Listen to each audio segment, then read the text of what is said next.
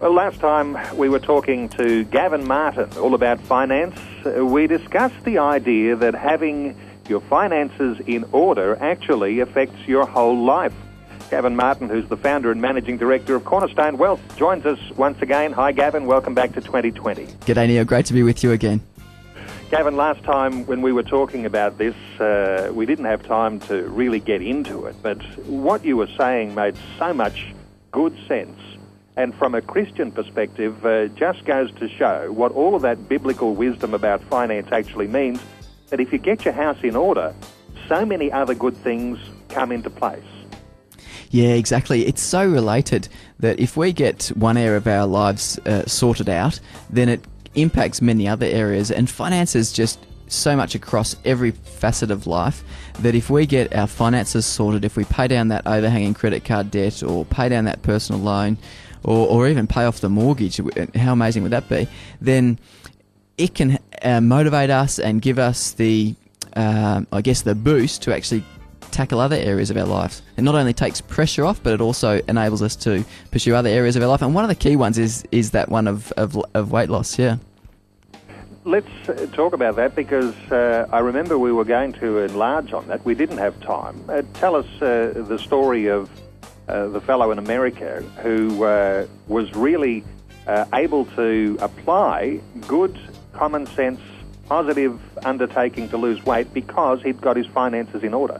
Yeah, exactly. He went through the scenario where, as a very young person, his early 20s, he went through the whole property investment thing and used a lot of debt to invest in property.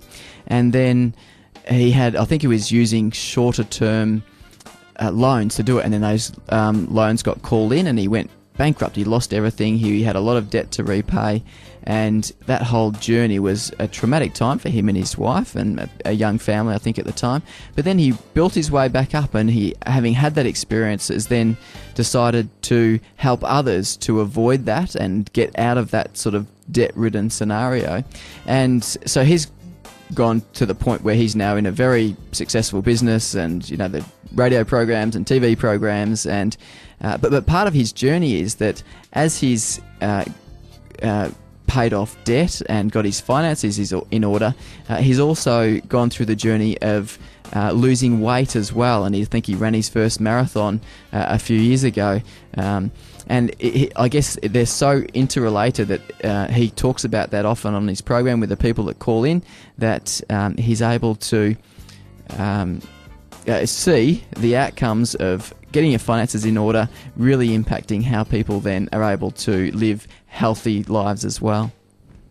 I guess in the context of what we were talking about last time when we raised this, the idea of having a effective family budget meant that if you knew where your finances were coming from and where they were going, you had some control, and then you were able to do the things with a huge level of confidence that you wouldn't have been able to do before. Yeah, and I think last time we might have mentioned that it might even involve a bit of sacrifice in terms of family. It might mean that you need to do those extra hours, might not be spending as much time with the kids that you would like to.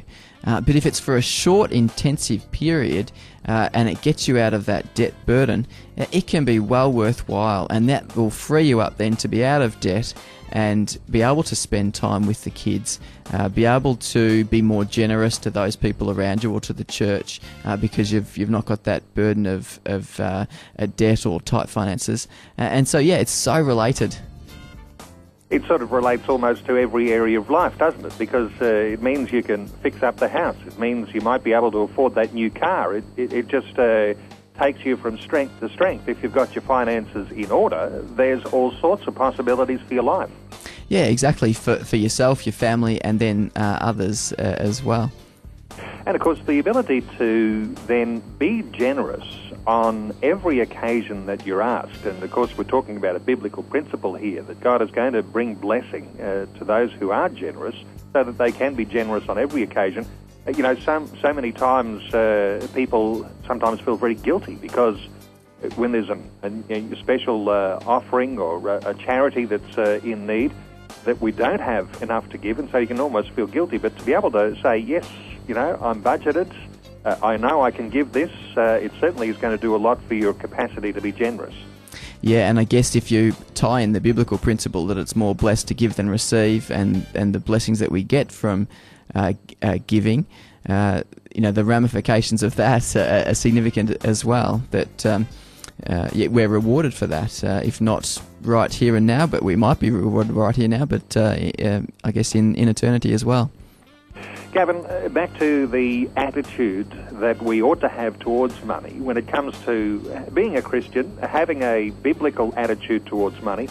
It is a positive thing, and it is an exciting thing. It's not necessarily what some people seem to think, that it's like an extra weight around your neck, needing to be a good steward or a person who gives a tithe or an offering in their local church. But this is really exciting stuff, isn't it, when it can have this sort of effect on your life when your finances are in order? Yeah, I think the word liberating explains it to a large degree.